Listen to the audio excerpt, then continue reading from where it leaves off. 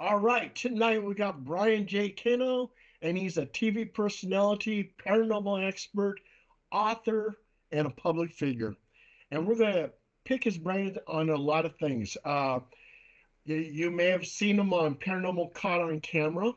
And I just Yeah. got to mention really quick, I sent some photos from some ghostly figures from Sedonia, Arizona, and Paranormal Caught on Camera actually took them. So I don't know if Brian knows anything about that.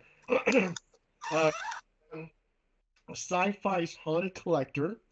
Um, he's been involved with a lot of stuff I want to ask him about, like Return to Bell Mansion, The Escape Room, Leap Castle in Ireland. He has a book out called Grains of Sand. He was in a Ghostbuster movie. I want to know about that. Celebrity Ghost Stories. He was involved with that. So I'd like to ask him about that. But right now, I want to ask Brian. Thank you for being on. We got Zandine. We got Phil Zandine. You know Brian. You've seen him on TV. Um, Brian, how did you get interested in the paranormal? Or How did I get interested? I mean, I feel like when you're a child, you're interested in all of these things. You've got no questions about what's out there other than I want to know everything. And when you're young, you've got things like Santa Claus, the Easter Bunny, Tooth Fairy, Jesus, and as you get older, you start to lose these figures, one or two or maybe all for some. And when I got to about college time, I found myself very skeptical. I believed in nothing. I had a crisis of faith. I was raised Catholic. I'm a recovering Catholic these days. But getting involved in the paranormal, again, when I was a kid, I loved the topic. I loved to watch shows like In Search of with Leonard Nimoy. Anything like that fascinated me. And I, as a kid, believes, yeah, when I'm older, I'm going to do all that. I'm going to go to all those places. And then you get a job, you commute, you pay taxes, and slowly just wonder is beaten out of you by life. And in 2002, some friends and I started a cable access show here on Staten Island called Scared on Staten Island, which was very much urban exploration mixed with paranormal investigation. We decided to go check out all the abandoned TB hospitals on our island, and tuberculosis was cured on Staten Island. So we had a lot of infrastructure that was no longer being used, that once a place becomes abandoned, that's when the urban legend starts. The rumors of Satanists, of ghosts, of missing people. And we wanted to see if any of it was true. So little by little, from that or initial cable access show to more explorations, me learning, getting mentored, all these different little experiences, which I call grains of sand, and we'll circle back around to that. The paranormal gave me back the wonder I had as a child. So I feel like I've really come full circle and then some, because as a child, I just had wonder and curiosity. Now I've got wonder, curiosity, and a little bit of wisdom. Maybe just a little bit. hey, I like that, Brian. Yeah, Uh, that's for real. how did you get involved with paranormal caught on camera? Paranormal Caught on Camera. I believe I started that in 2019, 2018, 2019. I had been off of Haunted Collector for a good 5 years. That show ended after 3 seasons. And in the paranormal, especially if you come up on TV, it's one of those things. Some people are very lucky. Like I've got colleagues and friends who they get a show that gets canceled. The dust hasn't even settled on their equipment bag, and they're off to the next show and the next adventure. Not so much with me. And I was wondering, I wonder if this is the end of my road. Of course, I still did things personally and I still ran my own events and did my own things, but I felt, okay, I guess maybe this TV is done because every email I would get from a producer in that interim time was, okay, here's the pitch. We've got this guy and he's a cab driver by day, but by night he's a psychic and you're his tech guy. No. I said, look, I'll be John Zaps's tech guy every day, all day. Says, 6 ways to Sunday. But for just random some rando that you're gonna cast me with, no, no. And even today, we've talked about it, and for years the old man is like, nope, nope, no, I'm done with Tonic. No, don't want to do it. Nope, nope, nope. He's begun to soften. He's like, oh, I do kind of miss the road. Oh, that was kind of fun, wasn't it? I said, yes, it was. And we have talked about the possibility of, yeah, what would it be like to do Haunted Collector again today? But okay, that ended in 2013. It's now 2025. We're different people. Well, John less so, but the rest of us, the kids, we've grown up. And it wouldn't be the same show. It wouldn't be, all right, kids, here we are in Staten Island, New York. What'd you find out? Well, Dad, 80 people died over there and blah, blah, blah, blah. No, it wouldn't be the same. And some of the shows you see on TV, and again, throwing no shade, but they've been Or, on for a long time and they haven't grown. Don't. They're getting paid. That's why they're doing it. But oh yeah. don't you want to grow? Don't you want to show that you've evolved? And stubborn old me. That's why I'm not on an investigation show. And Paranormal Caught on Camera, when they wrote me, again, it was just another email from a producer saying, okay, we've got these video clips and we're gonna have people watch them, and that's the show. Like that's the show. I said, well, who else is doing it?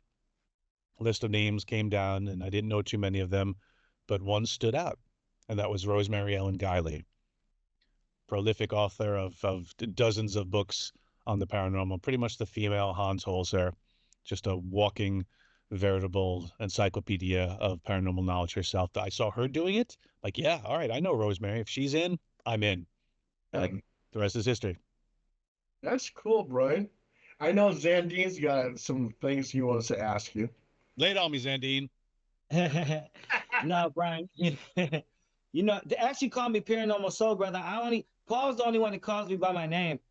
So like he knows me. But really, I'm just stoked. For all the shows, people talk about ghost hunters, ghost adventures, paranormal lockdown. There were so many, but the one that stood out to me, and I still to this day, I feel like I'm missing out if I don't binge watch. It's Paranormal Caught on Camera. The show that you were on, and like I didn't know you, I didn't know I would ever get a chance to talk to you. But when I would see, like you said, there's like four other people are, the ones that are with you, and I see you come on. I'm like, this guy, he's not like just saying, hey, I really believe this. Like if it's not something that's, you guys seem pretty good on being a good judge if it's fake or if it's not this or that. And I'm like, so I just really was tripping on how, man, this guy, when he looks at it, it looks like one thing, but he's not jumping like right at it. I am, I'm like, damn, I think, ooh, but so that's one thing. And it locked me into the show. So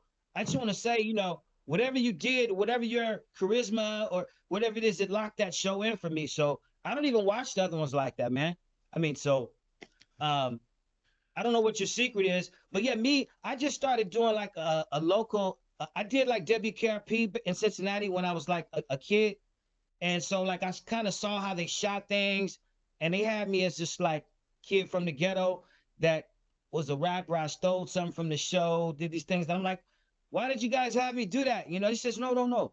This is we want you to play a redeemable character. So I really didn't know anything about acting, but it was another Pisces, March 4th, who helped me.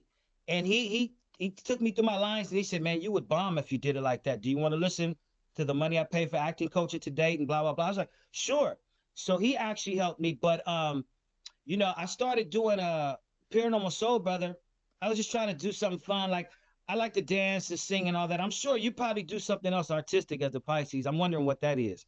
So I started trying to do my own little show, going to houses, and Paul would give me some good cases, where we get results. But I would kind of clown and be dancing. I tried to mix the two.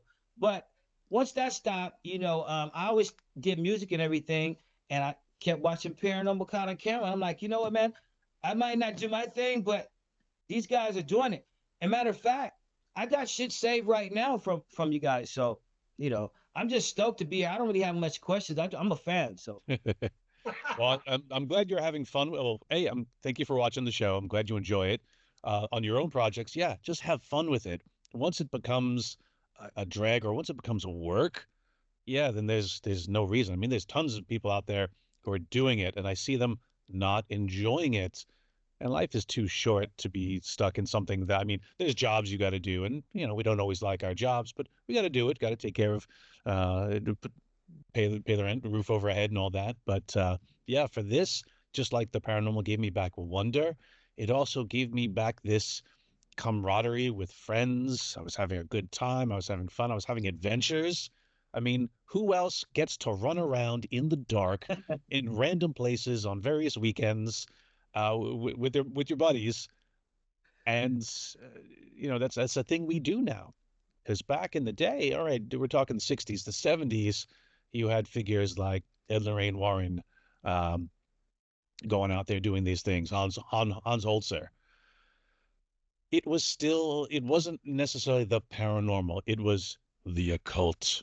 And if you talked about it, you were weird, you were subversive, you were kind of fringe. Now I go through TSA at the airport and they see all this stuff in my bag, half of it which looks like a bomb.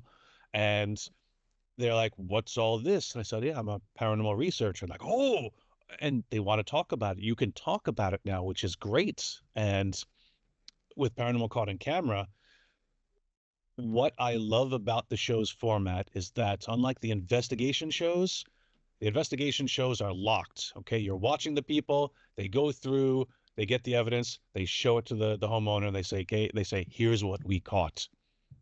Okay, the covenant of the audience to the show is your favorite investigators caught the evidence, you must believe them.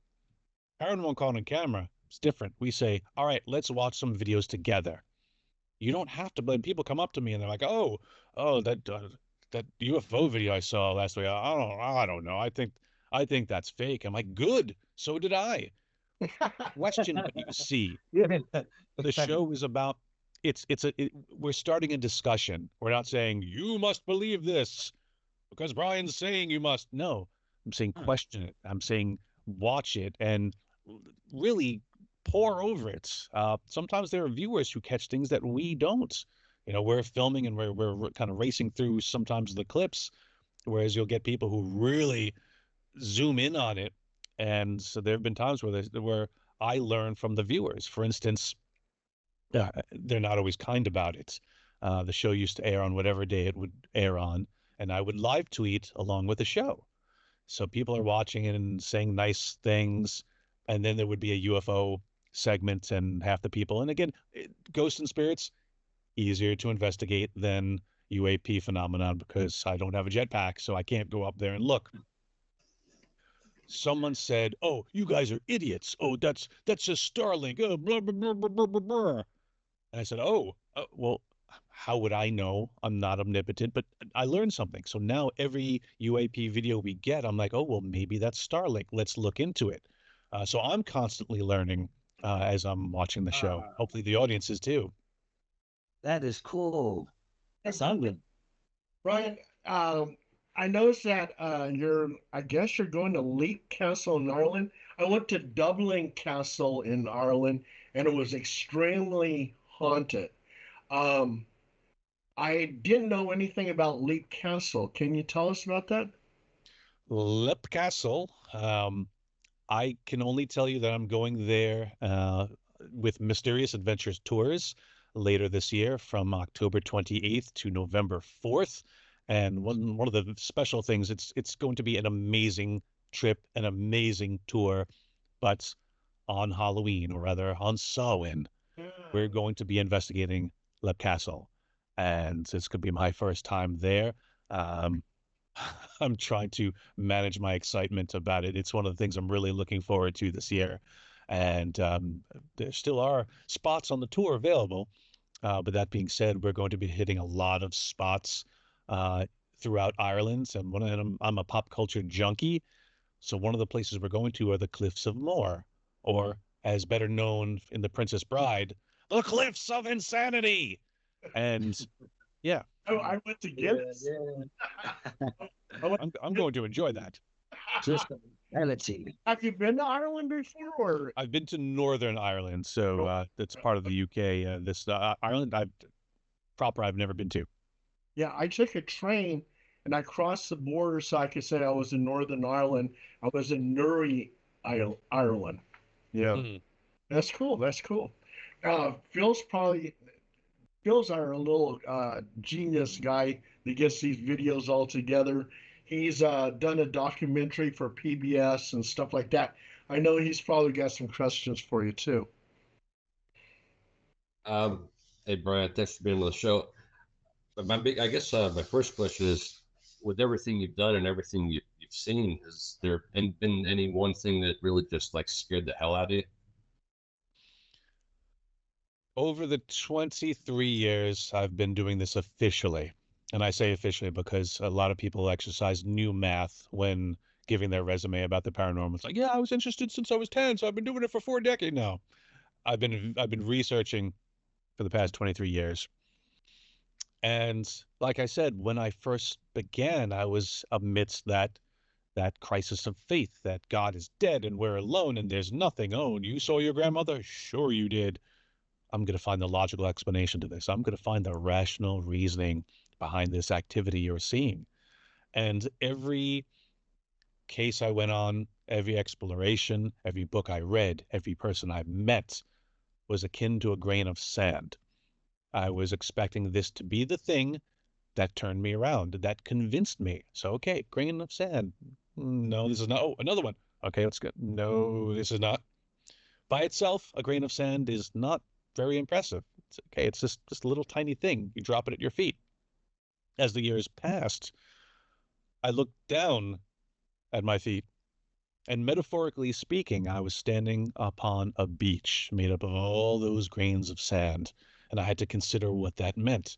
So there was no one place or one instance that changed me from skeptic to believer. But anytime I'm on a show like this and someone asks me, hey, Brian, what's the scariest place you've been to? Or what's your favorite location? Or what's the weirdest thing that's ever happened to you? Oddly enough, it all kind of comes back to one location, and it's a place called the Grand Midway Hotel in Windsor, Pennsylvania. And I wrote about it in my book, appropriately titled Grains of Sand, Grains of Tales of Sand, yeah. Paranormal Life. And the chapter's called Circle of Fire. And that was the one and only case I've ever been involved with that I feel comfortable saying had a demonic element. Now on TV, Okay. every other week is a demon. Everything's demons. Not so. Yes, they're out there, but they're rare. And That's if you come across them, you're unlucky. And I'm thankful to say that was the only such case I've ever been involved with. So yes, uh, it scared me. Like I said earlier, I was raised Catholic. So you say demon, that conjures up some things. I'm just a paranormal investigator, wearing a black shirt, waving around a millimeter. How am I going to combat an intelligence that has been here before man, that has been here for thousands of years, if that's what uh, one believes? I'm ill-equipped. So that was very scary for me, and especially being unseen. uh, I don't react a lot. And on Haunted Collector, I would not do the typical fight or flight. I would usually choose the third option, which is freeze. And something would happen. Boom, a noise in the other room. And I would freeze because I'm considering my options. I'm not going to run away because this is what I'm here for, but I don't know if I want to run towards it because I have to Yeah. be ready. And then you would hear somewhere else a walkie-talkie would go off. Our producer would be like, Brian, did you hear that? Yeah. You gonna do anything? I'm like, I am. I'm thinking. You gonna do it? You gonna do it? You gonna do it? Brian. Uh, with the paranormal caught on camera, uh, there's a video of this guy who claims he's time traveling, and I'm a follower because I can't figure out how he's doing it. He'll get to a place and he'll go, take a look behind me. He goes, I'm in 1950s Los Angeles. And he's walking down the street. Everybody's dressed in that period clothing and everything else. And I can't figure out how he's doing this crazy stuff. So, has Paranormal Caught on Camera been showing this time traveler guy? You know who I'm talking about? I it sounds vaguely familiar. I mean, you go on TikTok for 5 minutes to see a whole lot of crazy things, Yeah. but I don't I don't think we've had it yet. Maybe in an upcoming season, but I could tell you on Paranormal Caught on Camera, we kind of tend to have our stereotypical roles. Lynn will come on, say something brilliant. The Marks will come on and be like, "Oh, it's the most amazing thing I've ever seen." Aaron will say something slowly while turning his head. I'll come on and say something vacuous, and I don't know why. I don't know exactly what my role is, but we'll dissect that video. We'll get to the bottom of it. Yeah, it's like Hey, man. use. And if he is using AI, I mean, it's just so realistic. I just don't know how he's doing it. Hey man, I mean, with the advent of AI and CGI, I watched Avengers Endgame, and to me, that's a documentary that happened. I have no notes.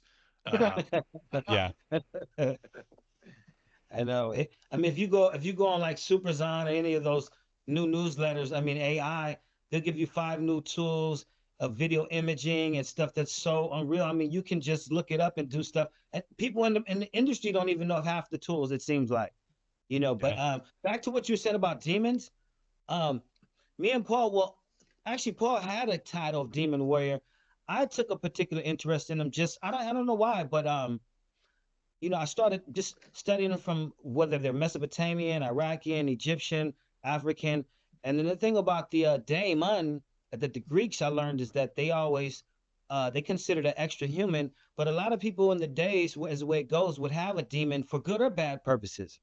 And so it wasn't necessarily a bad thing. And some of the African rabbis, they would, I mean, as the story goes, they would have them around their house for different chores. But to invoke them, you would have to know the history of their mother or father. And suppose, like, example, I cite a lot of times, it's easy to understand, is say like the demon Pazuzu is used to affect the womb. So if they sick Pazuzu on the womb for bad luck, because as you know, demons, it's not all about the horns and all that. Sometimes it's that bad luck and those things that happen that they effectuate. But they would send another demon stronger than Pazuzu to counter that. So but in Catholicism, like in The Exorcist, since you are Catholic, that wasn't a Catholic demon. Pazuzu is from a whole nother pantheon. But I noticed that they borrowed and mixed and matched, but they probably didn't think anybody would catch on, because that was like in the 70s. Yeah, So so demons. when it Yeah. comes to Huh? Hollywood and entertainment, they're just gonna grasp whatever sounds good. I mean, I was a big fan of the show Supernatural, and they mixed it all Oh, into the mix. And like as far as the demon, like the TV show His Dark Materials, based on the Golden Compass series of books. oh yeah, yeah. Every soul on the planet had a corresponding animal spirit, a demon that was bonded to them. That again was just again part of their. It was a symbiotic relationship, and I found it interesting that there was no one batted an eye at the nomenclature of demon. And if we think about it, we look at it through today's lenses. Everything that has been passed on to us through history, through cultures, oral history, traditions, and then to written history, were defined by the first observer. So I'm very big into the ancient aliens theory, in the respect that look at all the pantheons of gods of our ancient cultures, the Greeks, the Babylonians, the Egyptians, the Romans later. They all had a polytheistic framework. You had your head god, you had Yeah. your second in command, you had the god who worked in the mines or worked engineering stuff. You had the god of wine, the god of this. And doesn't that sound like the crew of a ship? Like the Enterprise, you have the captain, you have the first officer, you have the engineer. And to our primitive monkey brains, we look, they come from the sky, they must be gods. Look, oh, they are masters of all these things. You are the god of this. And it makes sense. It makes sense to me. I don't know it to be a fact, but I know it's right. No, you you Even you are God the has something. angels. Did you know that if you look at the Hebrew Bible, this is something interesting to what you just said. I hate to, I really don't want to bring this up, but I have to. Um, Aleph, the first verb in Hebrew, if you start, most Hebrew verses would start with the Aleph. All of them start with Aleph and they end in Tab. So that's like the Alpha and Omega. That's the first letter and the last. That's how they write them. So the first book in the Hebrew Bible says something like Bereshit Dameshad Sahardens. I can't pronounce it, but it starts with a B. Bereshit, saying in the beginning, God created the heavens and earth. But if you put a aleph in front of that, it says it's more like the God of gods, the one God created the gods and the heavens and the earth, which is ironic because you know the arguing about Elohim being a word like sheep. I have sheep, or there are many sheep, or I have one sheep. How they say that that's a masculine plural of that's masculine plural, but that in the Bible is used as singular, and people go, well, it sounds like it's saying gods. And then to your thing about polytheism, all the Egyptians, you know, that was a big thing. Only King Tut and his father, you know, they believed in the one God thing, and but everybody else didn't, and who knows who proliferated that. So I could see what you know what you're saying. At every point, it seemed like gods, but I don't want to say that. Well, it comes down also to semantics in the respect that what we term something again comes from the first observer, and also depends on where on the planet you are. So here in the West, it's a demon. Oh my God, you got a demon. We take that same case, we go to the Middle East, it might be jinn. You take someone who doesn't believe in ghosts or spirits, and they're like, "Oh yeah, oh that's a gray alien. Oh, we're talking about extraterrestrials." We could be describing the same thing. We could be all looking at it from different angles, but describing the same thing depending on your specific perspective. Hey, Brian. Absolutely. Yeah, Brian. At one time, I would say about maybe 8 years ago, if you turned on the TV, there were so many different paranormal shows. Now, it seems like there's only a couple here and there. What's are people losing interest in the paranormal? Is that why some of these TV shows are gone? I think it's just the proliferation of the medium. I saw a great meme the other day that says, "Why is Generation X so mad?" They're like, "Well, we started out, we had vinyl records, and then we had to transfer to tapes, and then we had to transfer to CDs, and then now we got to get rid of all that stuff, and we have to subscribe to a streaming to get all our music." And I'm like, "Yeah, I'm mad." I started out on cable access. We shot on tape. We edited reel to reel, so we had to make in points and out points and cuts, and our early stuff is nearly unwatchable. But I'm an old school editor. I look at these kids today. I look at these kids today, and they're doing it on their phone. They're editing full content on their phone just so easily. They're almost making the cable channels obsolete because what people want to see uploaded to YouTube or to TikTok, you have these influencers who are or giving them the content they're searching for. Whereas traditionally on an investigation show, you got to send them out to film. You have producers, you have sound guys, you have cameramen, you have this whole small army following them to whatever cases they've got, but then it has to get edited together, and then the network has to choose a date to air, and then there's got to be legal considerations. This is a lot of work, isn't it? And half the time we can't even say it's coming on until we get the go-ahead, the green lights. I think the public it gets tired of that, and ultimately TV is about selling ad dollars. It's not about peddling the truth. So at the same time, too, what I alluded to before about certain shows lasting for a long time but not changing, I think the audience is receptive to that, and they're looking for more. That being said, there are still a few shows that are hanging on. Mine, Paranormal Caught on Camera, we're outwitting and outlasting. So because it's about getting that conversation started, I think people are eager to have the conversation. And if it gets people thinking, even if it's in that, "Oh, I don't believe it," well, great. Ask questions. That's what we want you to do. Work. Yeah, well, I hope Paranormal Caught on Camera just stays there. You guys have the formula, and you guys get awesome.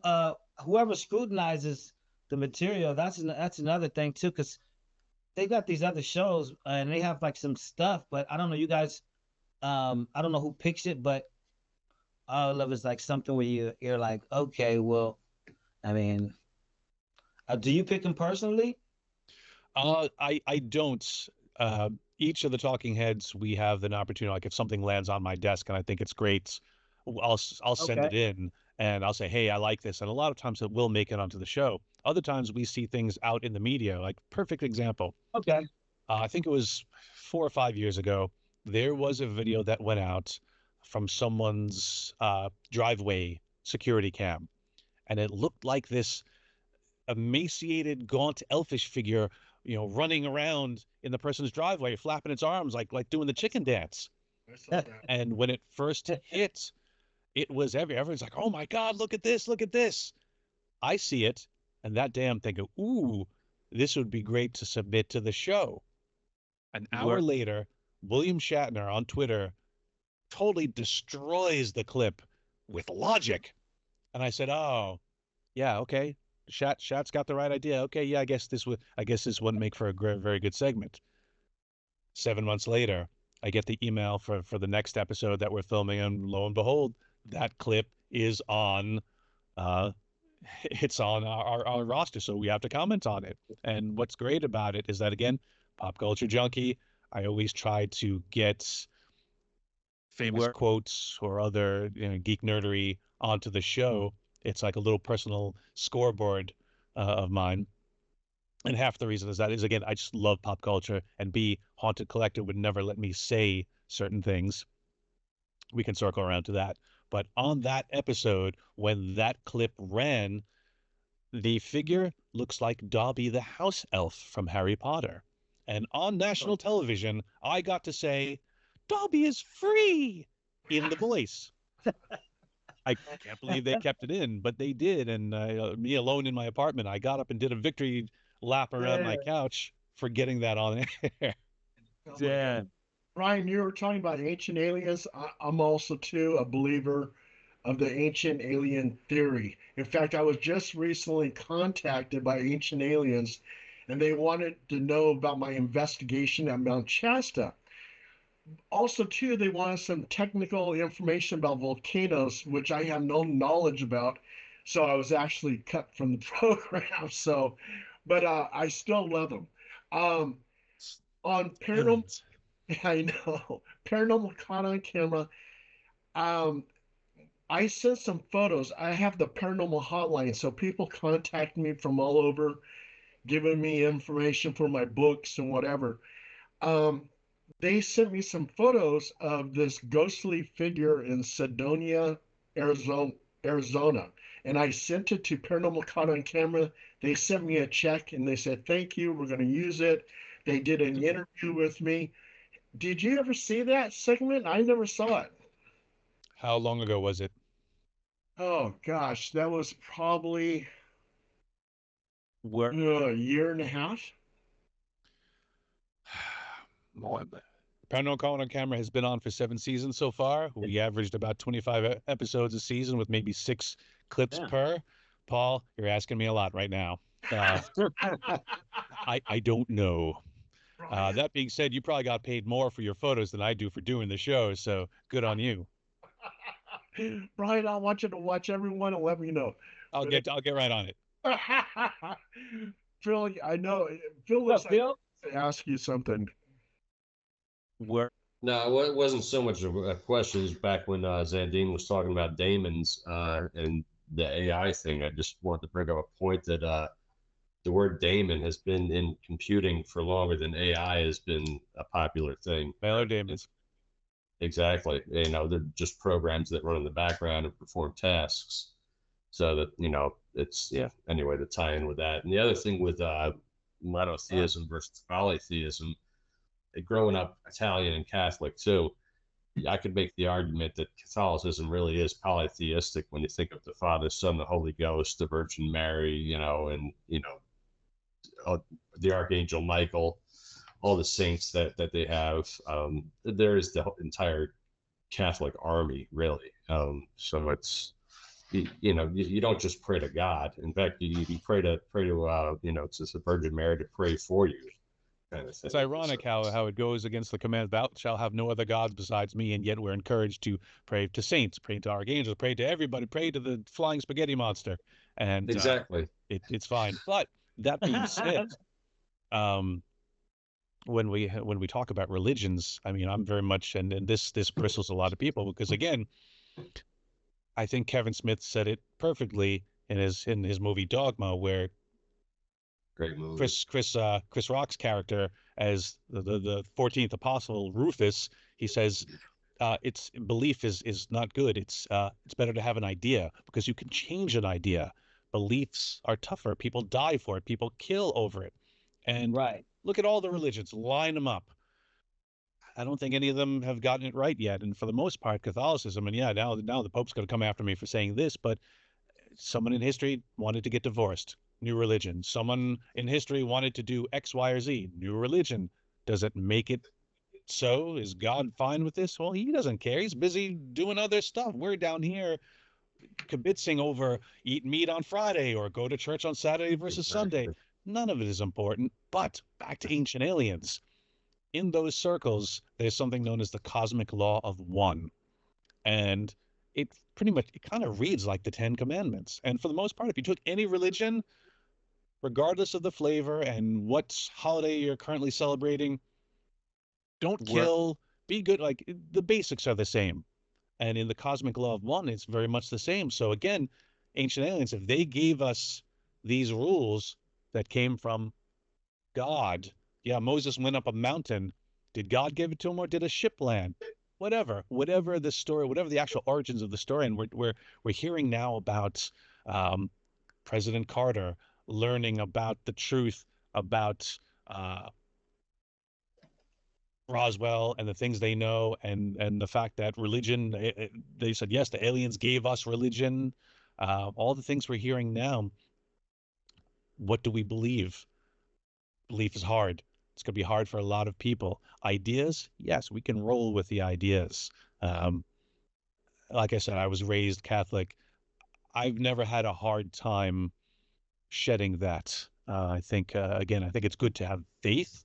I think it's good to, like, a church is a good thing. Yes, you go to your local church and they help people and they clothe the homeless, they have food drives, helping each other, like we're human beings. We have a hard enough time within this universe. We should be helping each other.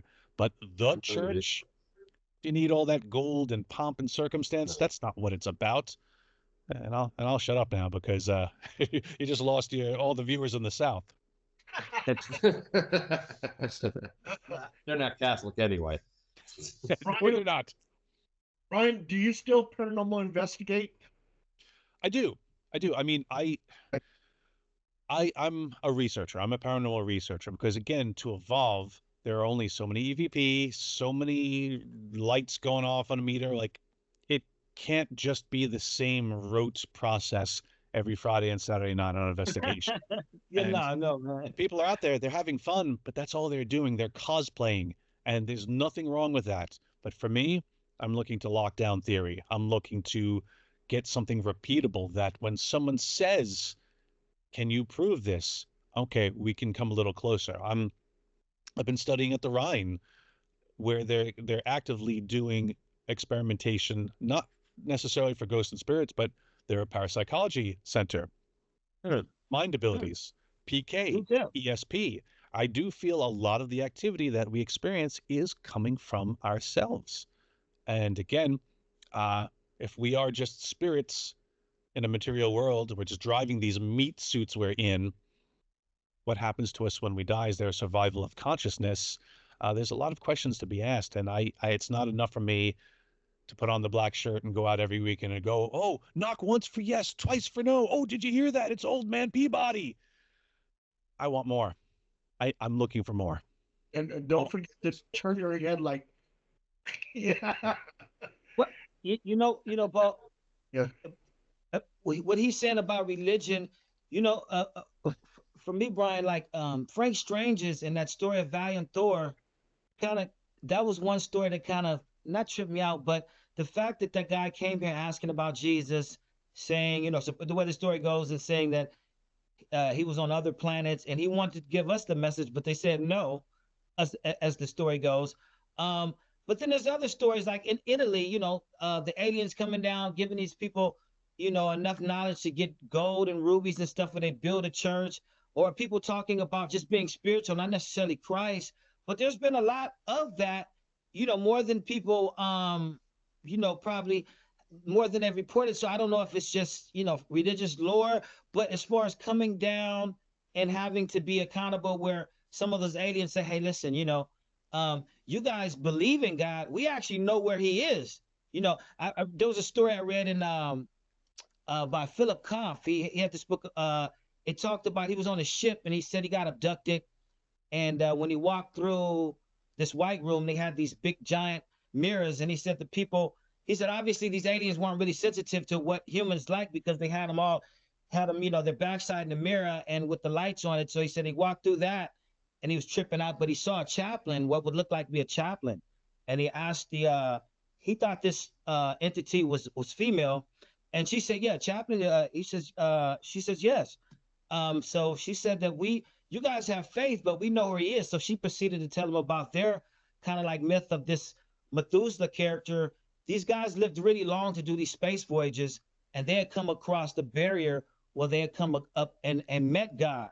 So this was just, but it was just interesting as opposed to other stuff. That's a demon, that's that. But Frank Strange's is a preacher that when Valiant Thor came to Earth, ironically, he got with this guy. He would go to backwoods. He would go to different places and just to see what they were believing in. And the story is pretty interesting, but it wasn't all about the demons and, but so you believe kind of like in an Anunnaki thing or just cosmic entities coming down and effectuating everything? Well, you got me thinking of Star Trek V now. What does God need with a starship? I believe that there is something greater. Now, again, our monkey lizard brains, every alien, and this is the Star Trek logic that every alien species out there must be anthropomorphic. Body, 2 arms, 2 legs, a head, something that we recognize. I'm of the mind that alien would be truly alien. We might not recognize it if we see it. We're 3-dimensional beings living in a 4-dimensional framework. If there are 5, 6, 7, 8-dimensional beings looking down at us, we might be able to hear them. We might be able to perceive them slightly, but we can't look at them. They're greater than us. We don't have the bandwidth to perceive this. And this is why in so much of our entertainments, anytime you talk about angels or God, his voice is so immense that it would destroy us just to even behold it, which is why they need the Metatron, because he needs that intermediary to be able to communicate. Or anytime you talk to a burning bush or something, they thought they were talking to God, they're talking to the Metatron. Or Black Bolt for you and me. For Marvel, we Black Bolt, but go ahead. Yeah. Yeah. As far as like you mentioned, the Anunnaki, I think about South American cultures that rose and fell. We're talking about Nazca lines. There's been a lot of buzz about. Okay. There's been a lot of buzz in Egypt the past couple of weeks about what they've found underneath the Pyramid of Giza. Oh yeah. I feel like yes, different species could have come here. They could have come here with different agendas. They don't all have to be for our benefit. Just like there's good humans and bad humans. Yeah, I'm sure there's some unscrupulous aliens out there who will come down and say, "Yeah, we're gonna mine the hell out of this place." And others will be like, no, we have to help them. We have to be good. Others are like, yeah, well, we made them, so I guess we should take care of them.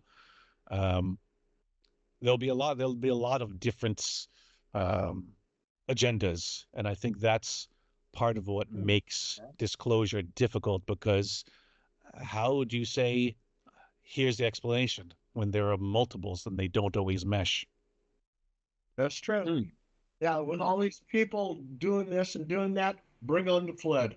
But anyway, I want to. Well, you mentioned the flood, and all right, Zandine, you've been bringing a lot of the religious zeal here tonight. I haven't been there in a long time, but I remember it's halfway through the mass. We'll recite the mystery of faith. Well, now talk about the mystery of faith, and that's what it is. It's a mystery, and faith is not fact. We just say, yeah, hey, I believe in this. But when you get more information, it's okay to say, oh, I believe that yesterday. Today, I believe in this, and here's why. And a lot of people can't wrestle with that. I'm sorry, Paul. Go ahead. Oh, no, no, no. Okay, Great Brian. point. Great Just point. want to go through a couple of things. Return to Bell Mansion. Tell us about that.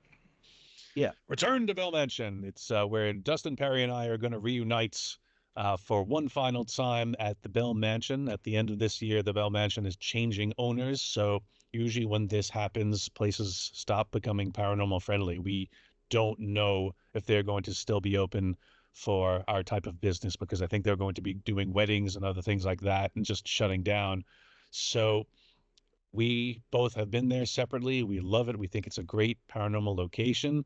Dustin and I always have a great time together, whether we're doing pathways or other things, other projects that we've been working on. And we want everyone to come join us on this one. So September 13th, 2025 in Fort Wayne, Indiana, we're doing an event called Return to the Bell. The boys are back at the Bell. And you can find more information about that at boysatthebell.eventbrite.com. And Bell Mansion, well, there's a lot of ghosts, I guess. The Belle Biv DeVoe Mansion. Yeah. BBD. No time, brother. BBD. Okay, tell us about the escape room. The escape room I'm doing also with Dustin Perry is going to be at OSR, Ohio State Reformatory, aka Shawshank Prison, at an event, a very cool event called Parapsychon. This coming May, this, I think, is the sixth Parapsychon. It's an amazing event. I've been to it for several years now. If you only have one event to go to this year, and it's not my event, go to this one. Uh, not only is you get to meet people, you get to do investigations, you get to explore this incredible prison, you get to hear lectures. They always have fun. Last year they had, I think it was called Hearse Mania, where just every hearse in like a 3-state radius just converged on this prison. But this year they're doing an escape room where they're raffling off tickets and you get to go into an escape room with the paranormal personalities. So there's 3 slots. One of them is Dustin and I. Another one is John Zaffis and Cody and Satori. And I think the other one is the Wraith Chasers, maybe. But you'll get put in a room with us, and it's our job to escape. And if we're going to Shawshank it, I'm going to Andy Dufresne the hell out of this. Shawshank it. Oh, man. And you have a book out called Grains of Sand. Indeed, I do. Grains of Sand, Tales of a Paranormal Life is my first book. It's my only book currently, and it took me a long time to get out of my own way to put it into words. And what it is, every chapter is a tale of some lesson that in the moment I didn't recognize or wasn't able to perceive. Upon reflection, I'll go, oh, that's what that was about. Now, there's some scary stories in there. There's some weird tales, but they're all hopeful because the paranormal is not all doom and gloom and demons. Although, like I said, there is one story in there that's about the demonic, but only one. And these are true stories? These are things that happened to me and things that made me who I am now. These are the reasons that I'm a skeptical believer today. Some of my stories have made it into Brad Steiger's books, Nick Redfern's books, and stuff like that. I have a lot of stories because I was paranormal investigating for a long time. I'm kind of taking a break from it, but I've been a Skinwalker Ranch, Area 51, numerous places. And then I've traveled all over the world because I was in the military 12 years and Nice. did a lot on my own. But I've always been interested in the paranormal. So if I was in Germany, I'm going to all these different castles because they're haunted. I want to experience something. So after all the things that I've seen, the Tower of London and everything else, there was just one house in Citrus Heights that blew me away. It made me a believer. So, yeah, and I've been to all these notable places and really didn't experience that much. A little EVP here or whatever. But one house blew me away of all the things that happened in that house, and I had 15 people with me. So yeah, paranormal investigating. I always look for that moment again. You know, that Yeah. that one moment, and it's hard to do sometimes. Brian, you were in the Ghostbusters movie. The 2016 version, yes. Um, when I was in advertising, I worked in advertising for 11 years at an agency in Oh, Manhattan, nice, BBH, nice. and I started out in the graphics department. I did a lot of layouts, I did mock-ups, tip-ins, things like that. And because I was doing the cable access show, I started getting very interested in video during my tenure there. I made friends with one of the editors in the editing department. I just started hanging out in his office on my free time, talking shop, and I eventually moved over to broadcast. So I was doing a lot of video for them. We moved offices up to, we started out on 22nd Street. We moved down to just below Canal Street. This is poignant because the new building we were in, the office that I had, my edit bay, our two edit bays, the window right next to me, I could look out and see the Ghostbusters firehouse. So every day I would see Holy this shit. Ghostbusters firehouse. And in the movie Ghostbusters, the original Ghostbusters, 1984, the very first appearance of Winston, when he shows up and he's looking at the paper and looking up to see if he's in the right place, the building in the background, that's my office. You also see that building again in the Frozen Empire trailer. Uh, During this time, it was that time in history where you're hearing about Ghostbusters 3. Oh, it's coming. Ghostbusters 3. Dan Aykroyd's working on it. Ghostbusters 3. It's going to have Jonah Hill in it. Oh, Ghostbusters 3. It's going to have Channing Tatum in it. Ghostbusters 3. And it was an ever wrote revolving door of who's who at the moment in Hollywood. And it just never came together until director Paul Feig said, "Hey, I'm making my own version. I'm putting all these funny women in it, and let's go. It's going to be a different timeline."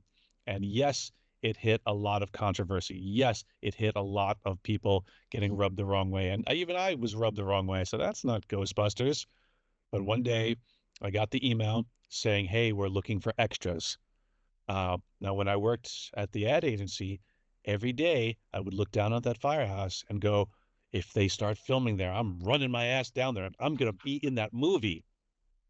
Oh, wow. Ironically, for this, when it finally did come about, the New York City, Manhattan in the 2016 version is Boston. So All the city scenes are in Boston. Filming was in Boston. And I said, "Oh, that's 4 hours away. I'm going. I'm going." And I was an extra in it. And I said, "You know what?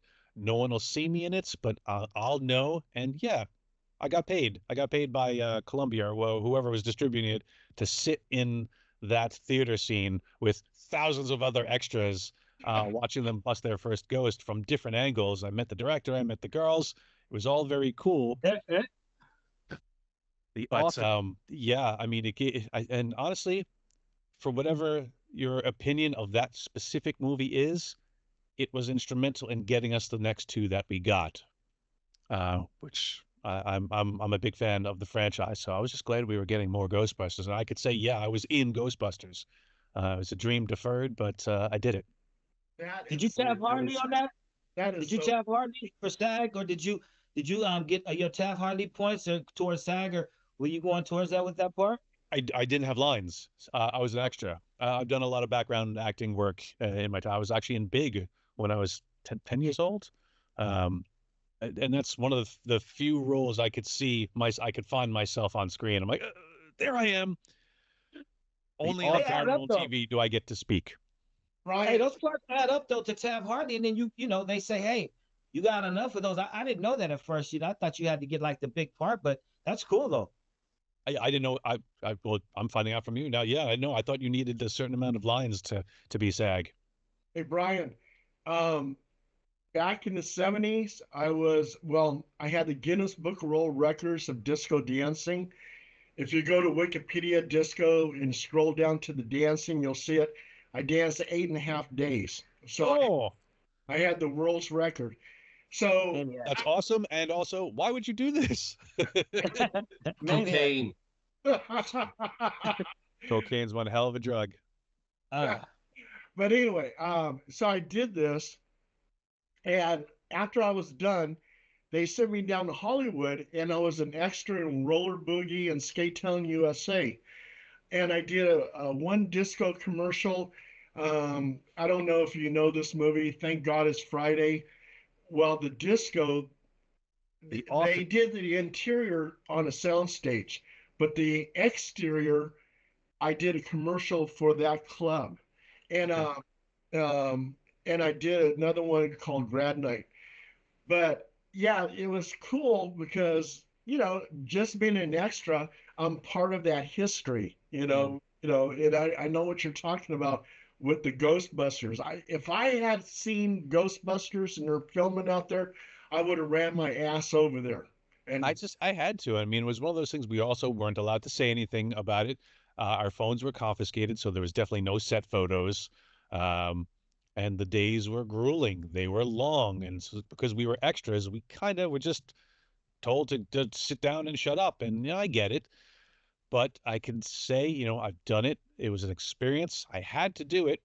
Um, yeah. yeah. And as far as Guinness goes, yeah, I landed myself in the Guinness Book of World Records in 2016 as part of Team Grand Midway, where we painted the world's largest Ouija board on the roof of the oh, Grand Midway Sure. Hotel. wow, okay, Dang. You could go cool. on, for anyone watching, you can go on Google Maps right now, zoom in on the Midway Hotel, Grand Midway in Windber, Pennsylvania, and zoom in, and you'll see our handiwork. Oh, wow, Try summoning something on that. See what you that, summoned from that. that's cool. Very big demons. Well, like Zandine, he's connected to WKRP Cincinnati. He did a thing for that. 3 episodes on there, but they have, like I said, they have me as this kid from the ghetto, the projects over the Rhine, um, and I had a partner that was with me, so we all came to the station. But then they had me stealing something, but we ended up becoming interns once I put it back. They gave me a chance instead of put me in jail. But like Herb Talik, everything on the show was irony because Herb Talik played a bigot, but in actually, in real life, he adopted like 5, 6 black children, and he would always say, my stage name was Romeo Blue at the time. He go, Romeo, I want to get them Malcolm X books. I want to teach them about their culture. I said, man, if you love them, it doesn't matter. He didn't want them to grow up where people were calling them like square or whatever it was.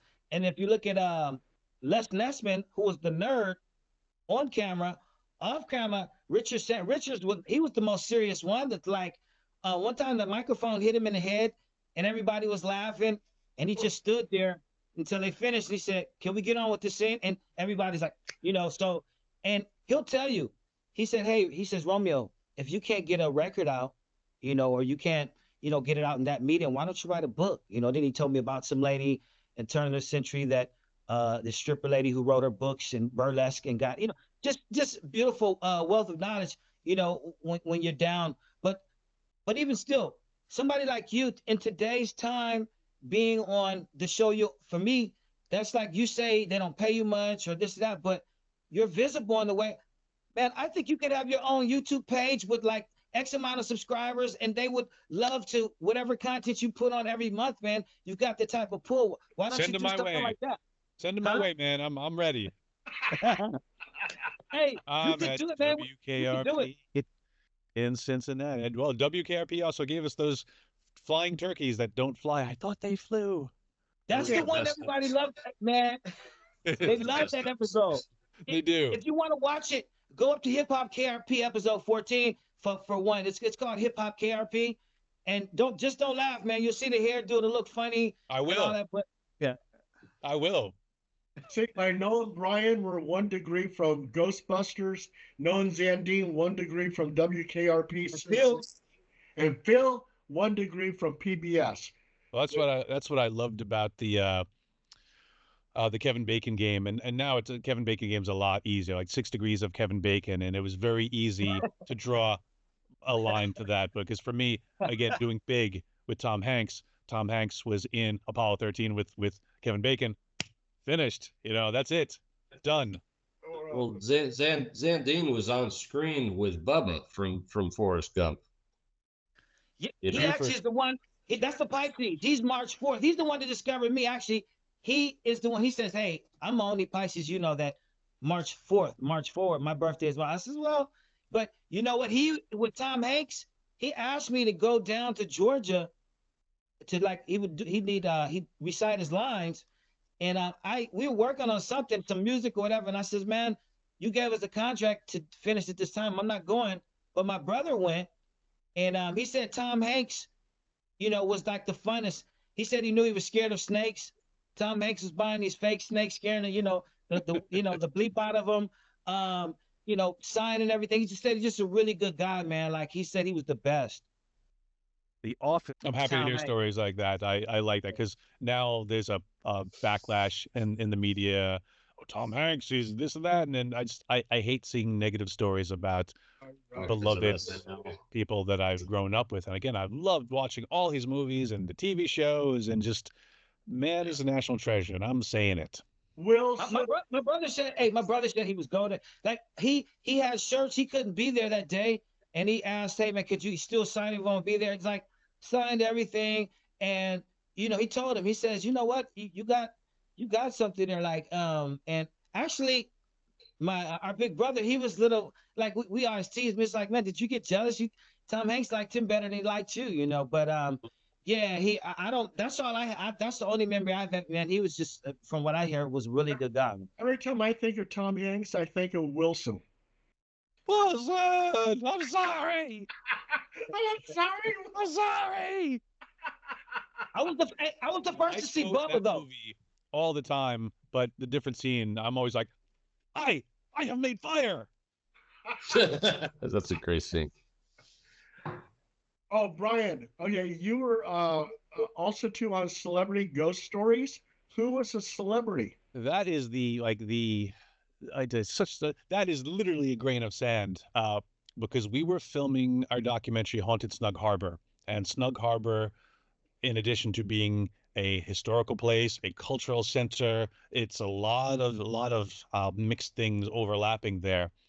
They are a lot of shows filmed there. Boardwalk Empire filmed there. Movies are constantly filming there.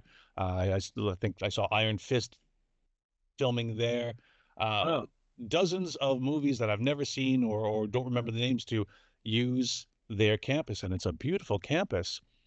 We were filming our documentary Haunted Snug Harbor, and while we were filming it, we had to take a break because ghost hunters had to come film, and we got pushed out. And then we came back in, and then so we got pushed out again because a movie came, and they're like, "Oh, you guys have to wait." And then we came back in, and after we completed it, I kept going there for minor reshoots. I had to get an exterior of a building, and one day they were filming an episode of Celebrity Ghost Stories. They were using one of the old cottages for their reenactment scenes, and I just happened to be there. I was visiting. I knew somebody, one of the security guards. He brought me in. They said, "Hey, do you want to be in it?" I said, "Sure, whatever." I was probably in 3 frames. I don't know if it was Eva Longoria or okay, a Latina actress. I don't remember her, but I was the store owner, and I'm wearing this weird plaid shirt, and I'm like, literally 3 frames. And invariably, I mean, I've done 7 seasons of Paranormal Caught on camera, 3 seasons of Haunted Collector, and other things, and people will see that episode and go, "Brian, I saw you on TV last night," for those 3 seconds. Not even 3 seconds, 3 frames. That's amazing. Gosh, and Phil, man, what's up, Phil? I know you got questions, man. We've been hogging the mic, man. It's hard, Brian. Phil's underwater right now. He's having a hard time. He's holding his breath. Can't you see? So with the manatees. No, we're at the 10 o'clock mark anyway. I don't want to keep Brian on here all night long. I appreciate his time and enjoyed all the stories. I did have a question about before about did you have any episodes about healers or anybody claimed to be doing healing, whether that was considered paranormal or not? Well, It depends on who you talk to, because the origins of it's, I mean, it's been historical, it's been cultural. We've always, in different cultures around the world, we've had shamans and medicine men and people of faith who were in charge of the healing, in charge of the knowledge. And if you talk to a parapsychologist, we would say, okay, this is DeMille's distant mental interaction with living systems, where you're using PK to affect the person in a positive way. If you talk to someone in the New Age or metaphysical circles, they're like, "Oh, it's Reiki, it's healing, it's oh, you pray, it's the body," but it's still the human. There is intention behind it. So whatever the nomenclature, there is something to it. And whether we say is healing paranormal, well, paranormal just being outside the normal, we don't quite understand it yet. I guess you could put it under that umbrella, but it is something different. And they've been doing lots of testing for it, and there is something occurring, but it all seems to be mental.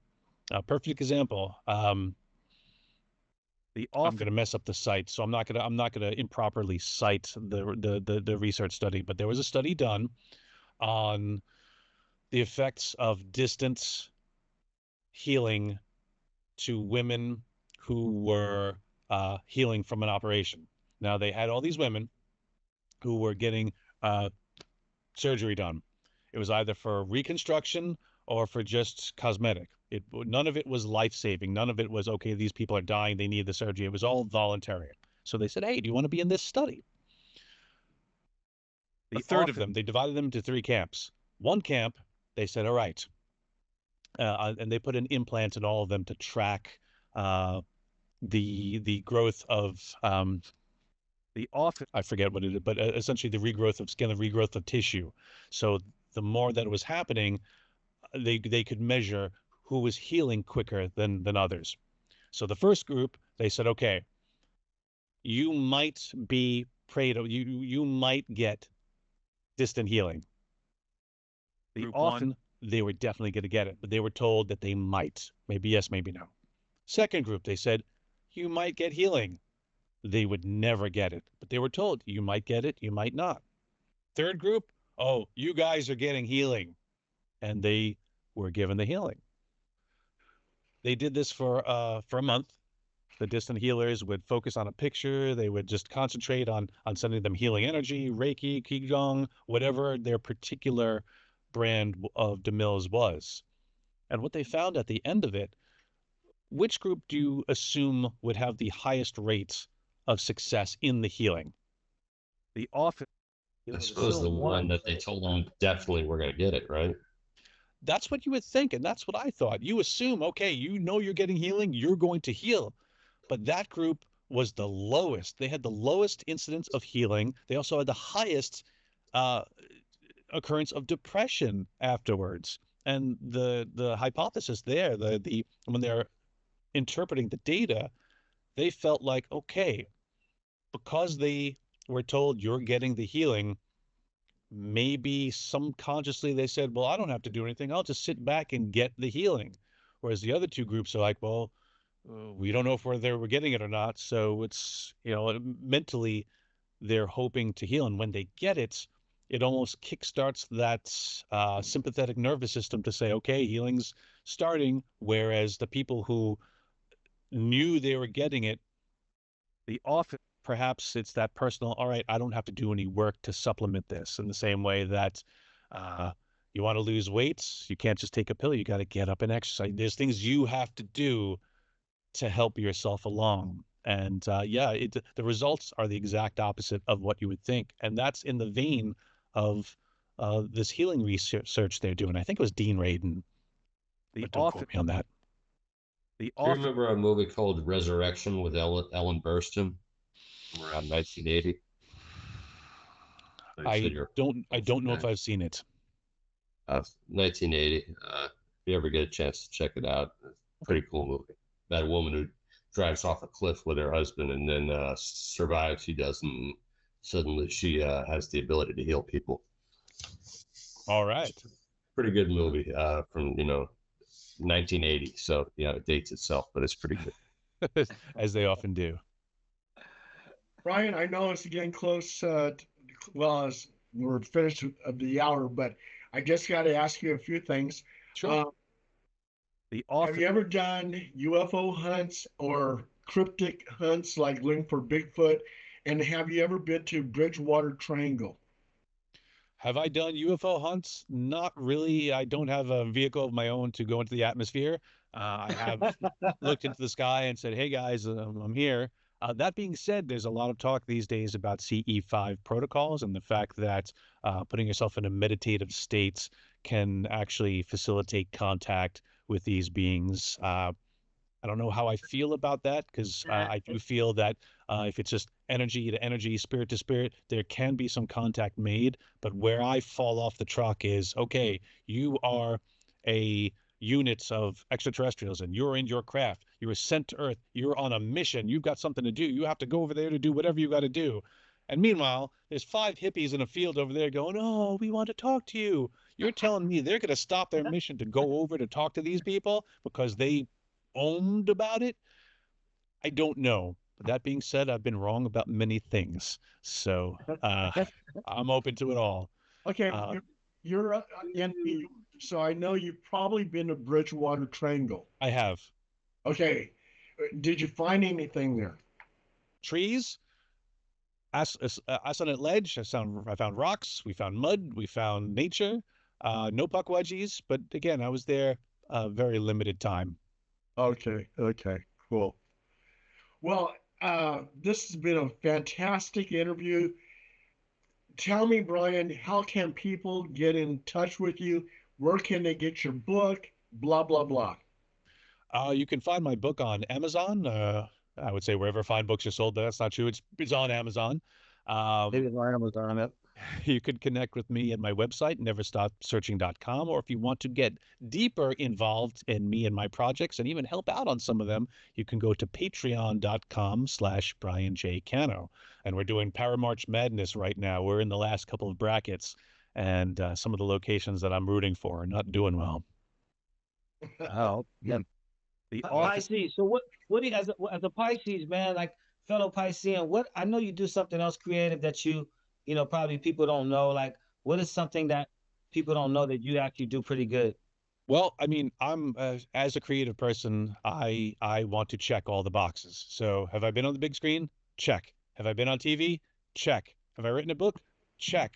Uh, all the graphics for the events I do all the art, I do all the graphics. Uh, Right. when it comes to design and layout, I'm doing that. I edit the Okay. video. If you see a video of me, most likely I've edited it and done the graphics for it. Um, that would make me a Okay. quintuple threat. The only thing I haven't Okay. made now is a rap album, and that's going to Hey, drop next year. man, you gonna bust? Okay, okay, but you want to bust one for me right quick? There, No, you I gonna- I was just kidding about that. But if you want to work out on something, I'm with you. Hey, we can't, man. You know what? Actually, the reason why they got me down to LA on WCAP because I used to do like 1,000 words a minute and like 27 a second, but you couldn't even understand it. You can speed. I used to like to do jazz rapping and all that, but man, I used to battle so many people. I just tell them, hey man, I'm not getting paid for it. So it's like, look, what you a rapper? What you got 1,000 raps? Hey, look, man, you want to rap against me? Me and my good friend Brian Cano are in the studio. So if those little kids come up and they start interrupting the session, I just tell them, man, just stop. Give me 20 words. So they'll write down 20 words. I'll just freestyle them forwards and backwards with the prefix and suffix. And then tell them like, what you want it backwards? You want a different language? I'm not getting paid for this shit, so get out of here. See, They don't want to. I won't battle. I can't battle. I've seen 8 Mile. I can't do that. But so you get Dustin Perry and me in a room, and most likely, eventually, on a long enough timeline, we will start singing the Humpty Dance. So, yeah. Hey, Great song. shout out to Shock G who passed. I And know. you know what? I One of know. the greatest freestyles I know is February 23rd. The office. Hey, Sandy, Phil, I know If you what's don't know, now you know. I know what's on Brian's list. The office. William Shatner, he went into outer space. He became an astronaut. Brian wants to do that. I don't know. Oof. He came back from space and he's not happy about anything that happened up there. So I saw him. He was on stage live, and You know, there was a screening of Star Trek 2, and I was there for it, and Shatner, it was very entertaining. This man in his 90s does more than most 30-year-olds I know. But Jeez. He looks he amazing. he talks about, he's like, well, I went into space and you're expecting me to talk about looking down in this fragile blue marble we have, and all I could think of is all the hundreds of species that are dying every day. He dropped the mic and he walked off stage, and that was it. He was gone. And I'm like, Wow. Whoa. Wow. wow, my heart hurts now. And that's the Shat. And my my involvement with William Shatner is funny because I've been on his show, The Unexplained, but I didn't meet him there. I've met him at conventions in the past before that we've crossed paths, but just randomly one day on Twitter, and you know he's a curmudgeon, but he's earned it, so he's allowed to be so. He took aim at me and he said something about, oh well, haunted items. Well, if you they're looking for haunted items, I know who you should call at Brian J. Cano with the eyes up emoji. I was like, Oh. Kirk knows who I am. Right? It made my decade. So yeah, I'll take it. exactly. I'll take it. Hey, Oh, man, everybody knows who Brian is, man. Man, I'm telling you, you rocked that show, dude. I'm so happy we got you. When Paul said who was like, I was like, no, I didn't. Like, I was like, oh, you mean Brian? And, so hey, man, right on. This guy, keep this guy. He's doing the Flavor Flav hype for you because I bet he does this for all the randos that come on the show. I appreciate it. all I can say on Ghostbusters, I could have sworn I heard him say, "Who are you going to call Brian J. Cano?" That would be a first, but I appreciate it. Thank you so much, Brian. Thank you so Thanks much. for having me, Paul. You Yeah, guys, no, thank you, Brian, man. It was a pleasure, man. It was a pleasure. Good talking to you guys. good talking to Have a you. great night. All right. The office.